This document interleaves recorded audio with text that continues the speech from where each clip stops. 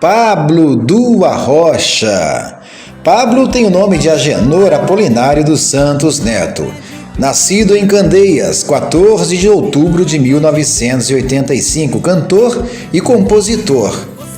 Ele cresceu na cidade de Candeias, no estado da Bahia, era vendedor de picolé em Candeias, teve muitas portas fechadas até chegar ao reconhecimento que é hoje, sendo dos precursores do ritmo arrocha.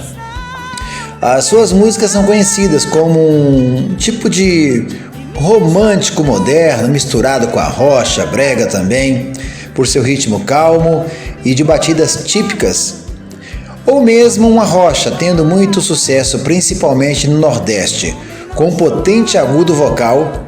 Você que machucou meu coração, me fez chorar.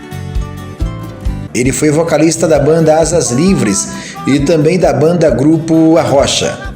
Depois do sucesso em Asas Livres, Pablo saiu da banda junto com seu parceiro de vocal Nelsinho para formar o Grupo Arrocha e gravaram 4 CDs e um DVD. Em seguida, Nelsinho se despede do Grupo Arrocha.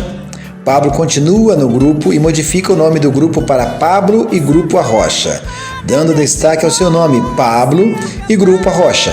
Gravaram 4 CDs, atualmente segue em carreira solo desde 2010. E estourou com a canção chamada Porque Homem Não Chora. Porque homem não chora e não pede perdão. Uma das canções aí que fez muito sucesso mesmo, a música. E também ele é quem gravou primeiro a canção Fui Fiel, regravada depois por Gustavo Lima. É isso aí, entre seus sucessos, Chora Não Bebê. Pois é, gente. E essa é a primeira parte aí da história do cantor Pablo do Arrocha.